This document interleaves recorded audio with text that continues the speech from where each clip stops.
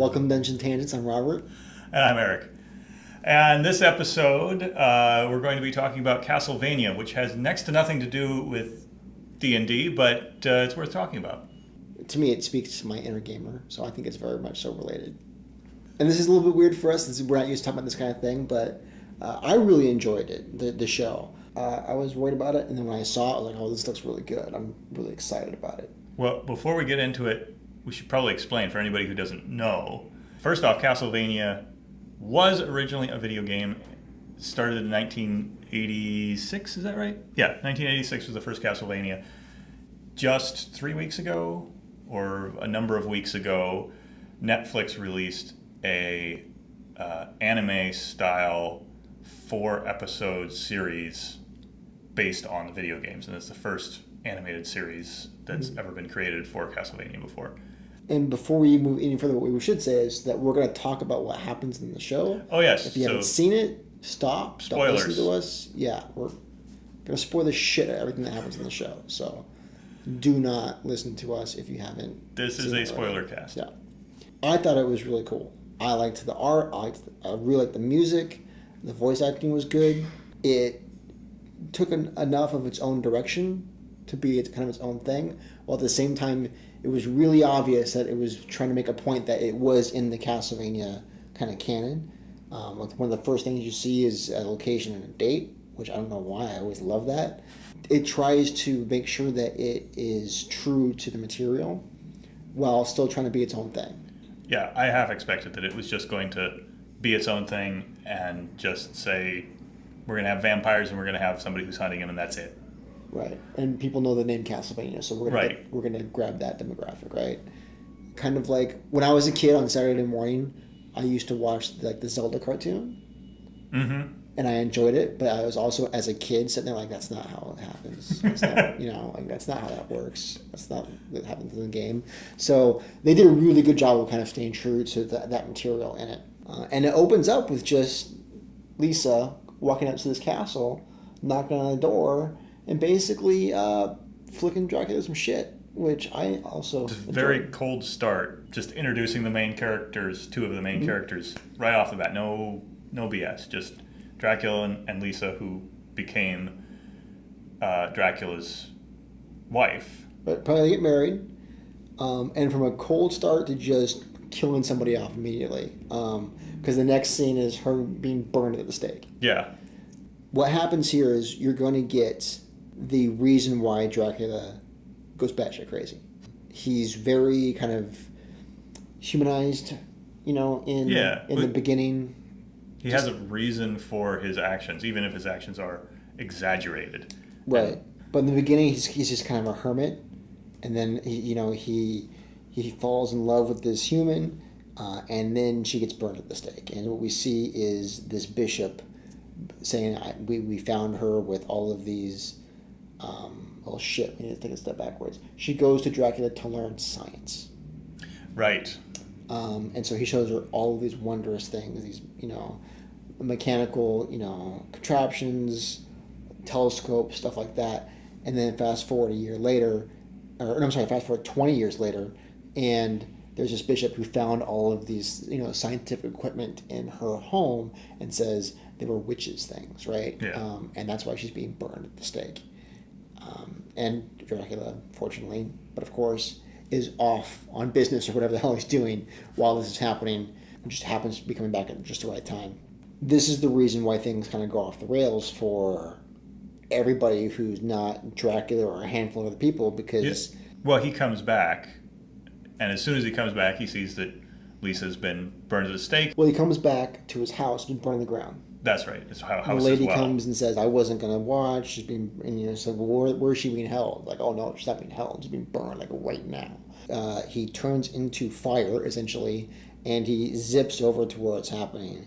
And then he basically explodes into life right as his wife crumbles into ashes and says, you were all fucked. And you've got a year to get your shit together. And then I'm coming back. Effectively, get out now, yeah. Or I'm going to come back in a year and kill everything that is human. I believe he uses. Which seems really weird to me watching it. Like, why not just do it now and in a year from now, right? Yeah. But he immediately goes back And what you find out is, well, it's going to take a year for me to basically gather an army. That's right. He does and that's say what, that. He doesn't say that to them. He's like, No. I'm giving you a year. I'm trying to be cool, you know, but you're screwed. But the real reason is he needs a year to basically pull an army out of the depths of hell to exact his revenge. And then it's a year later. It's just bang, bang, bang. Yeah. Getting all the major This is all in that points. first episode. It really tries to establish some things. And this is 1476. And that's important because that is in the game timeline. That is when Castlevania 3 takes place. Right. Yeah, we speed up 1 year later, and it's a bunch of people gathered outside of the church. The Archbishop comes out, not the person who burned Lisa at the stake, somebody else.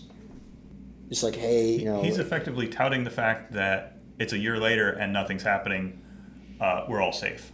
Right. It's basically had to, like, Dracula do something, right? Which wasn't great, wasn't smart on his part.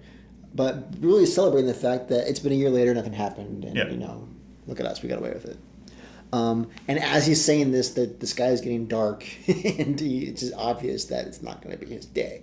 And then Dracula, again, explodes in fire. But this time, he's basically has this army of little, like, demon infants that just rain from the sky and eviscerate everything in their path. It is pretty brutal. Yeah. I enjoyed it quite a bit.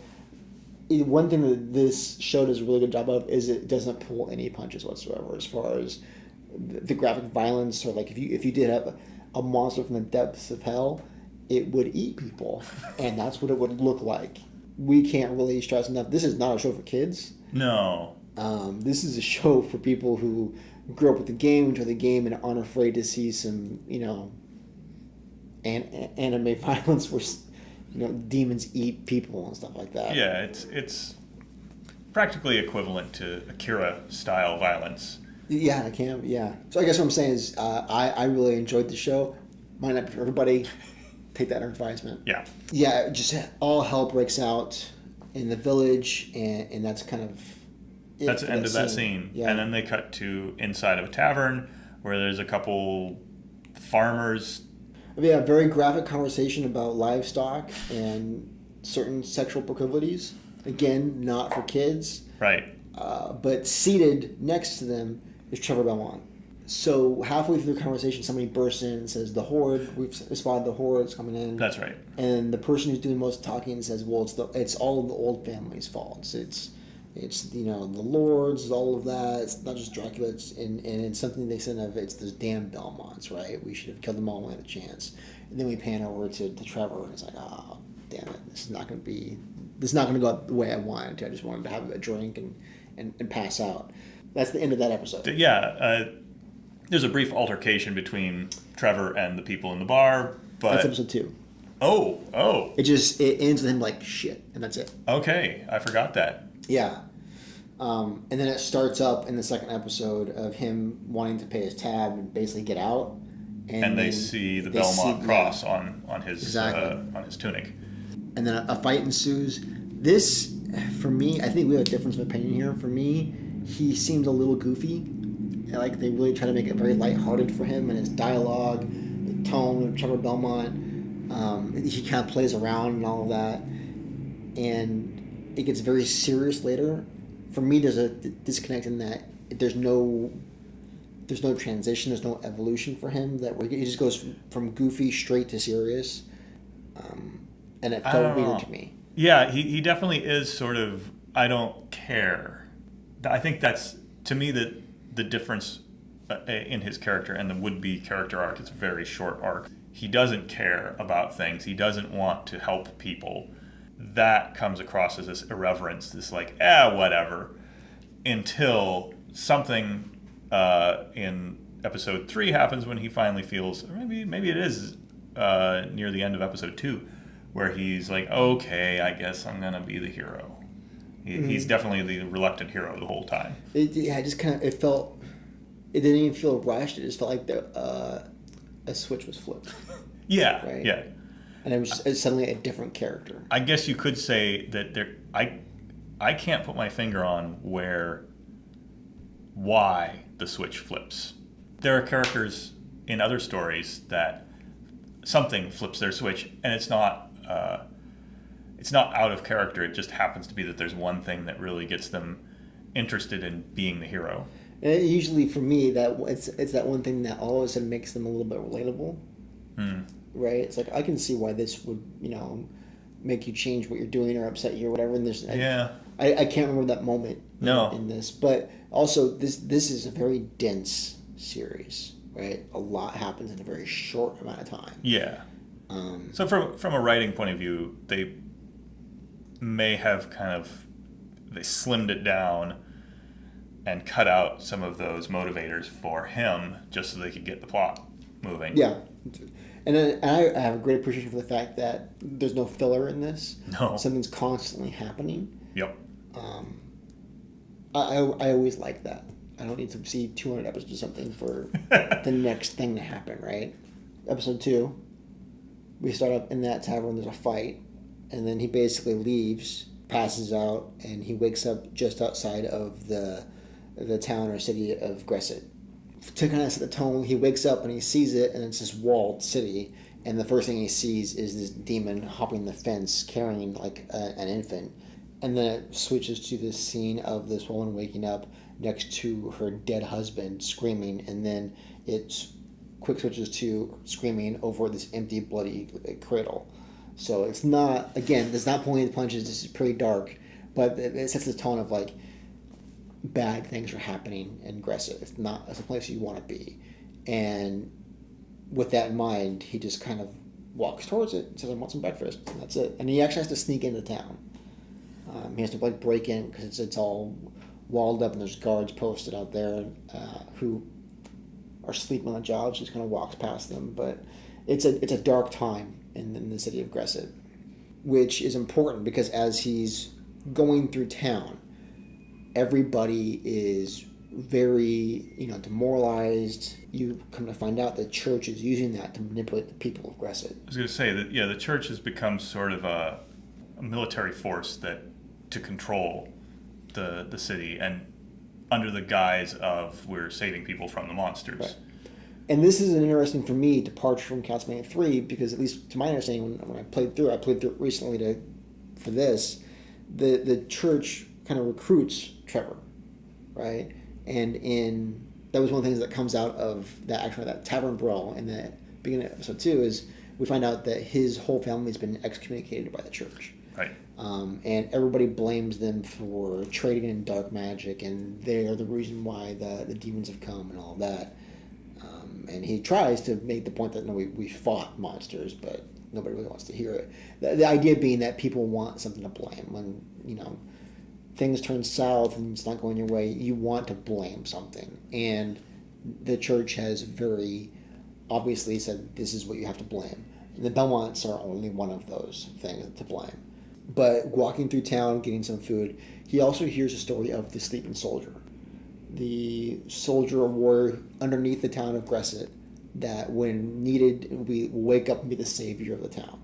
It seems like the next scene was Belmont being attacked by 2 Christian priests. And I don't understand, I can't remember how that precipitated. Is him walking by an alley and the 2 priests are attacking an old man. Oh, that's right. And he has that kind of moment, of I just keep on walking and all that. And then they keep, pestering the old man, telling him that they're going to kill him or, obviously do violence upon his person. And as they go to harm him, Trevor steps in and saves him. We find out he's a speaker. And it's strange. That could be the moment when Trevor switches from I don't give a crap to I give a crap. But it isn't. No. Like, he's still like, whatever, I don't really care. I saved you because it was a thing to do just at that moment. And that's a really good point, because with the baby being carried off, you would say that's the moment that shakes somebody and wakes them up and makes them, stops making them so ambivalent towards what's going on. And it's not. And I'm sure we'll remember the moment that this happens, but I'm not certain that when we do, it will be more significant than the 20 things that happens to lead up to that moment, right? Right. So he saves this old man. The speaker elder, yeah. Yeah, who turns out to be an elder of a group called the Speakers. And then the old man, I think, directly after that takes him back to meet the other speakers, doesn't he? Yeah, so Trevor says, I know the speakers, they're basically like wanderers, right? He says, do you want me to walk you back to your train or your caravan? It's like, no, we've settled here in Gresset. But I'd be very grateful if you'd walk me back to our house or our establishment. But he walks them back and he meets the rest of the speakers. What we find out is that one of their numbers missing. They went under the catacombs of Gresset looking for the sleeping warrior, or the sleeping soldier, right, and never came back. And they don't want to leave until they have found their missing person, their missing member. And that's pretty much the cliffhanger for the end of episode 3, isn't it? Yeah, like, so Trevor go help us. Says, everybody in this town's going to die. Yeah. You should just leave. Meet up with another speaker caravan, leave. And like, we can't. He says, listen, if I find your missing member, your missing, party member, I'm thinking D&D terms, your missing member of your group, we leave. You get out of town because you're going to die if you stay here, right? And that's, like, yeah, okay. For whatever reason, he is starting to care at that point. Right. Still doesn't want to show it, but he's like... Yeah. So I guess he's going through a kind of an arc. But yeah, that's the cliffhanger. Will Trevor save the missing person? Right. So episode 3 opens up with him descending into these catacombs underneath Gresset.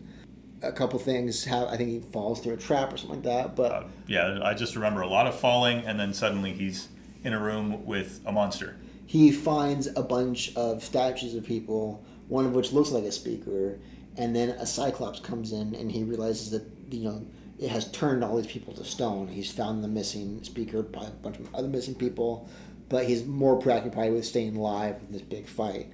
This is the first time we see him fight something that's not human. Yeah, I suppose so. It feels more like now this is something like the Castlevania games. Yes, absolutely. This fight like a monster, which it definitely is. And one thing that we also see that he's mentioned a couple times that he's not a warrior anymore. He's been out of practice. He's just been kind of like wandering around drinking. His whole family is gone. He's the last of the Belmonts. He just kind of wants to wallow in his misery and sleep under a tree, and that's it, right? And so he's slowly getting back into practice of fighting things that are 20 times his size and can bring down stone columns with one hit. But he kills the Cyclops, and all the people who turn to stone are revived back to their normal form, which is less than pleasant for some of them because they've been decapitated while they were stoned, stuff like that. But for the speaker, we kind of find out his name, Cepha, she's back to the normal and rescued. She wants to continue down and find the sleeping soldier. Trevor's like, no, we're bringing you back up to your grandfather, and you're out of here. Oh, and we find out earlier that the missing person of their group is the elder's grandchild. And he comes back and he says, you don't want to pursue the sleeping soldier. It's not a good guy. It's not a hero. It's not going to save you. It's a trap. Everything that I saw with the catacombs matched the description of the inside of Dracula's castle. So whatever's down there was put there by Dracula. That's the conclusion he draws. It's a trap for foolish speakers who come searching for the sleeping soldier. If you go back down there, you're going to die. Right. And even if you get what you thought you were looking for, it will kill you. You're going to die anyway. Like, there's nothing that's going to help you down there. He's basically like, you need to get out of here. We had a deal. Here's your granddaughter. There's no reason to stay anymore. And she's like, no, I want to go find the sleeping soldier. This is the person who's going to save us from Dracula. We need to keep going. And then the grandfather basically guilt trips the crap out of Trevor, completely breaks his word, doesn't leave, right. Which is utterly glossed over. It is. But it kind of struck out to me that, like, at the end of the second episode, it's like, yeah, that's what it takes to get my grandchild back. We'll leave. And he seems very earnest about it. And it's a big deal is made of them being very honorable and all that. And then the first thing he does when she's back is like, yeah, that's not what we're going to do. It almost feels like another place where the writers just like chopped some things out. Yes, it can feel a little jarring sometimes, but like we said, it's also very, very dense. Oh, we totally skipped over the fact that he gets abducted in the middle of episode 2, and the bishop he gets back from the bishop, and the bishop's like, we're gonna totally kill him out, the Seekers. And so when he comes back, he's like, you need to leave because not only the monsters are coming, the bishop is going to come. And the bishop is actually convinced that the speakers are somehow responsible. They're responsible for the monsters that are attacking. It has nothing to do with Dracula. Right. And this is the bishop who burned Lisa at the stake. Oh, it is? Okay. Yes. So this is the bishop who caused it all. And Trevor tells him that. You caused it, it's not them. And there's this moment where he's like, oh, you're just crazy. You're just batshit crazy. You actually believe this. You're not just like grabbing for power, which obviously he is. But you honestly believe you're doing the right thing and all of this, even though you're lying and you're abusing your power and all that. And then he goes back and warns them. A lot of different things happen, but essentially what he says is, yes, you are going to leave. You can't stay here. You're going to leave Gresset. And then the next scene is the priest and all that storming the house where they are to kill the speakers, right? Yeah. But they're gone. The only person left is Trevor. He proceeds to kick the shit out of all the different priests, which is satisfying. But he gets chased by the townspeople who are still convinced that the speakers are responsible for what's happening to them, right? And him being chased away, night's falling, and we just kind of pan out and see all of these demons coming, falling onto the town of Gresset. And that's episode 3. Episode 4 opens up with the bishop in the church. For me, this is one of the most satisfying scenes in the whole show. The bishop is in the church. Right. The door opens. It's very dark. It's shadowy. And all he cares about are the speakers dead? And someone, no, they're not. He's like, well, we'll just go and kill them. And basically the person who's walked in there and is talking to them, he can't see it, is a demon. Then the gist is, don't worry about the speakers. We're here for you. The demon's like, they didn't do this. You did this. You lied. You abused your power. And this is the reason why God doesn't love you. And, and that's what he said. God doesn't love you. And he's like, well, you can't come here. This is a church. It's like, this isn't the house of God. This is your house. And God doesn't love us. God doesn't love you. But we love you because we couldn't be here except for you. Like, you brought us here. And then he proceeds to eat the bishop. Right. Right? Head first, if I remember correctly. And it's just like, you just kind of got what was coming to him. And you don't always get to see that, especially somebody who acts that righteous, and... It's a common thing in this sort of storyline where if there's a corrupt church, there will be some sort of comeuppance. Yeah, comeuppance is very common. It's not often you get to see somebody basically fed to a demon wood chipper head first. No. And I enjoyed it quite a bit. It felt like that was what should have happened.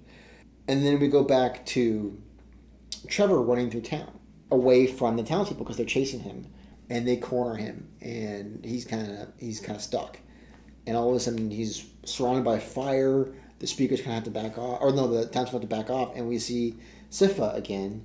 And it turns out she's got like magic powers and shit. So probably could have used that a little bit earlier in the story, but it's convenient now, so we will go ahead and manifest those.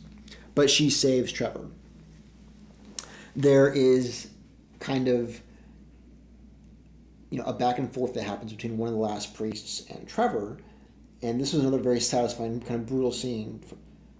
He's like, why are you hiding them, the speakers? They brought all this upon us, and then all the townspeople are surrounding them, backing up this priest, and Trevor Belmont's like, no, I know better, you know better, the bishop caused all of this, you weren't righteous this morning when you were trying to beat an old man to death, and he just completely exposes the church, the priest, the bishop for what they did, and he says, you were about to make all of these people murderers.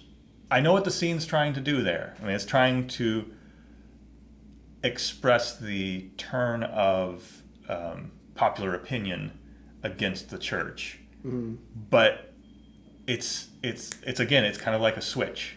As soon as Trevor says a couple magic words, the entire village is suddenly behind him and against the church.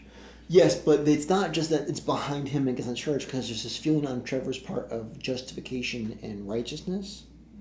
And what the villagers do is they immediately turn around and murder the shit out of his priest in the middle of the street. Like, they gather around him and everybody like takes a piece out of this guy. It is a very unpleasant end for him, and it doesn't.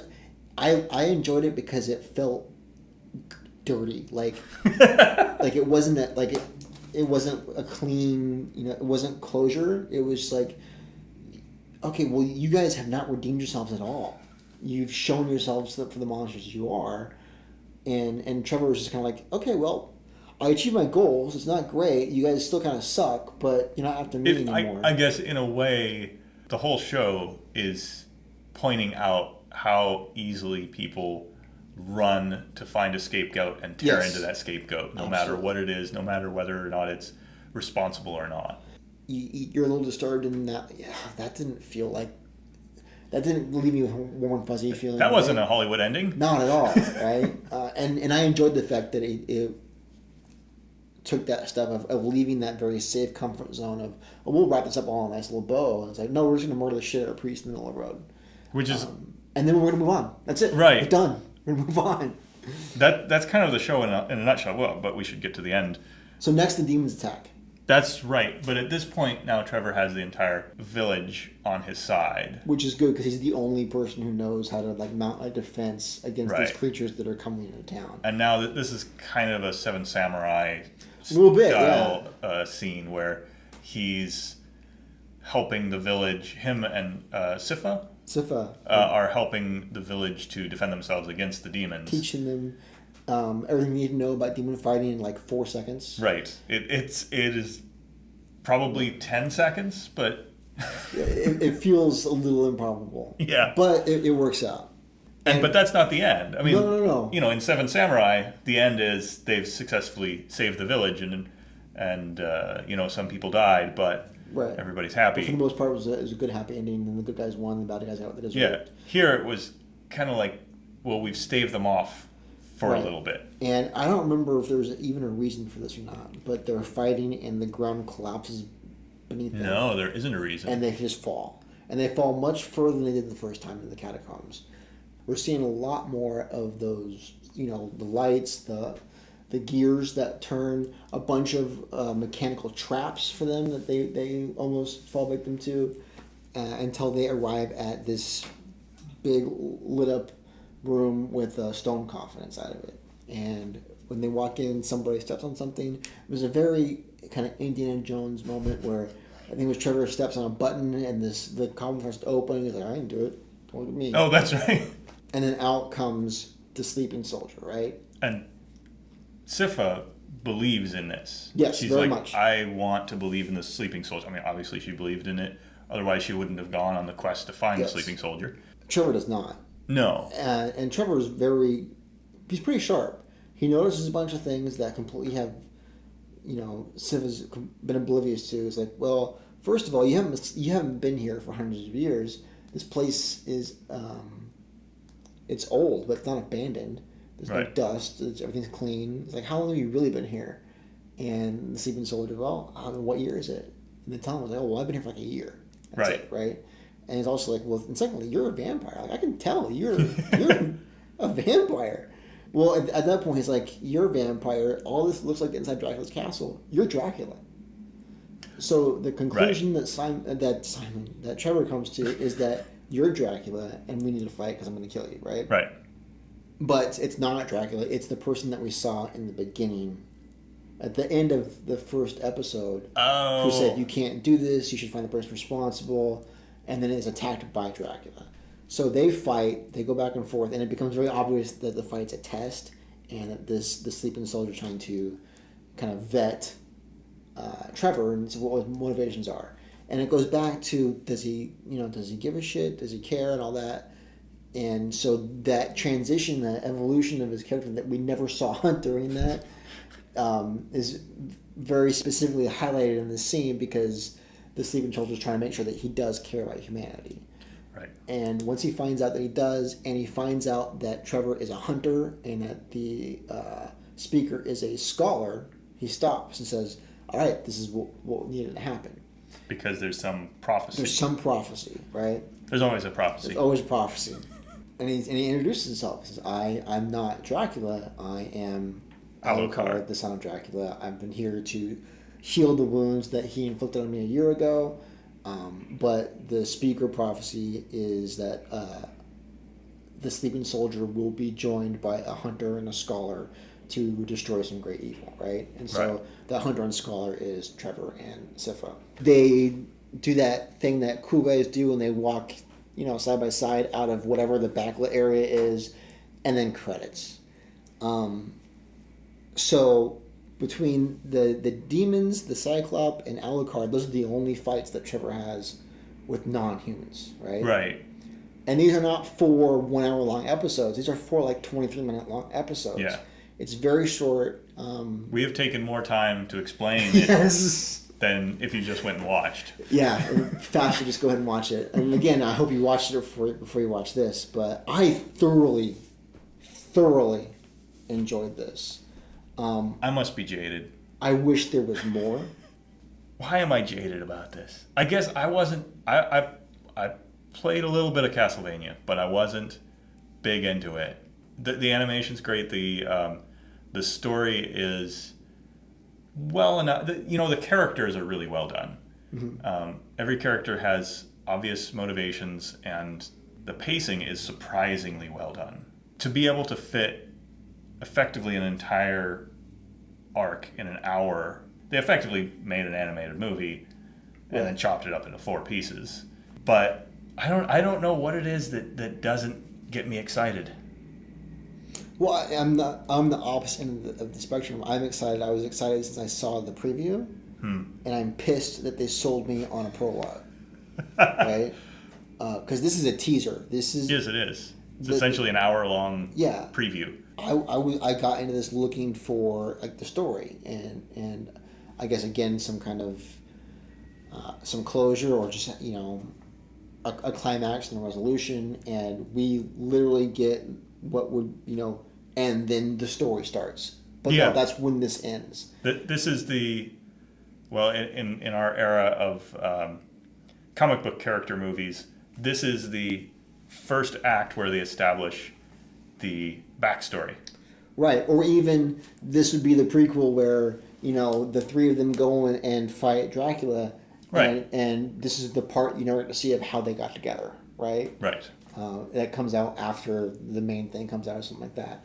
And this is the Rogue One. Yeah, I'm all for it. I think it's great. But I would have been really appreciative if they had that next season in their back pocket to whip out to show me that, right? Instead, it seems that their strategy is we're going to put this out there, see if it does good. If it does good, we're going to pay for the next season. Yeah. I don't know that's what happened. That's what it feels like. The fact that they renewed it for a second season the day the first season came out, I think is telling. But now we have to wait for that next season. And in animation, that's a long time. A very long time. And I enjoyed the animation quite a bit. The sound, the music, the voice work. I mean, I thought it was great and hit almost every beat very, very well, right? But I'm very disappointed I have to wait probably a year or 2 for the next one to come out. But then I don't know that. Netflix has done an amazing job with Voltron, where they spit out one season and spit the next one, and it didn't feel rushed. I thought it felt great. One thing to call out was Trevor, Alucard, Sypha. They're characters you play in Castlevania 3. Right. My understanding there's a 4th. I think it was a pirate character. Maybe they'll be introduced in the next first season. Episode of the next season. They'll suddenly be in a port town, and there's going to be a pirate that. Or maybe can I join your group? I'm remembering it wrong, and there wasn't a pirate. I'm pretty sure there was, but yeah, and again, trying to be true to that material, but still be its own thing, and doing a good job of it. From here, they have to work with the way that they've changed. The fact that the Belmonts are not being hired by the church, they're being hunted by the church. Right. It seems like in one way they're going to head more toward the core Castlevania idea of the Belmonts fighting monsters. Yeah, and Castlevania isn't even really a game about fighting monsters. It's a game about fighting the shit you have to fight because it's between you and Dracula. Well, okay. Right? You're trying to get to the end point to kill the thing that's going to make everything else better, right? Which they've obviously set themselves up for in this. But then, so if season 2 is renewed for 8 episodes, is this going to be 8 episodes of them fighting through a castle trying to get to Dracula? You know, like, what's that going to look like? Or is it going to be more political intrigue where they've got the church still fighting the Belmont?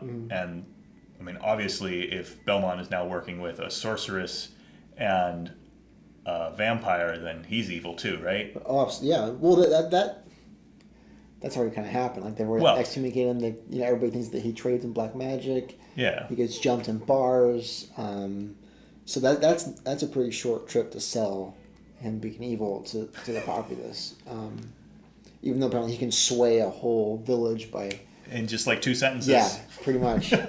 And convince them to... That's black magic. To murder people. Yeah, what is that second season going to look like? I mean, there's already an army of demons from hell all over, the countryside. He's not going to be able to stop and have that train montage or whatever. Like, it's going to be 8 episodes of what? Him trying to get to the castle and then through the castle? Or, I feel like they're going to have a twist where he understands Dracula's needs. Like, they're going to, like, episode 4, he's going to be at Dracula's castle, and Dracula's going to be like, why are you fighting me? They're the bad ones. Very possible, I feel like it's going to have to be something like that, because with the pacing that's been established, if it's just, I'm going to go and kill Dracula, season 2 is 4 episodes. It's not 8 episodes, right? And then it's going to be episode 5, 100 years later. Could be. It's like the great-grandson. Yeah, could be. And then we're, because the first Castlevania takes place, 100 years after this in the actual game lore. So that's very possible that it could do that. They could transition from Trevor to Simon or something like that. It's not necessarily the impression that I got, but, I didn't think it was going to end on not a goddamn thing happening. So I could be wrong, Yeah. I'm a little bitter about how that played out. I wanted more. I really enjoyed it, and I wanted more. It was okay. Okay. Clearly, I'm on the rotten end of the Rotten Tomatoes scale for it. That's fine. That's okay. But yeah, that's our thing for Castlevania. All right. Yeah, that is the episode. Obviously, we talked about everything about Castlevania, the TV show, a little bit about the original video games that inspired the TV show. In our upcoming topics, we might talk about, more things that are related to Dungeons and Dragons, yes. Since that is our main topic. Computer games, webcomics, and there are other forms of media out there that D&D has inspired or directly created. Mm-hmm. And there are a number of episodes we could do about that. We've mentioned also doing Anatomy of an Encounter, Celebrities of D&D. There's so many topics. If there are any of those that stand out to you, Twitter is our main jam, and we can be found on Twitter at dungeon_tangent. Go ahead and subscribe to our podcasts on iTunes or Google Play, and you can find us on, like I said, Twitter. And there's our website, dungeonsandtangents.net. That's right. That's all for this episode. Yeah. Thanks for watching.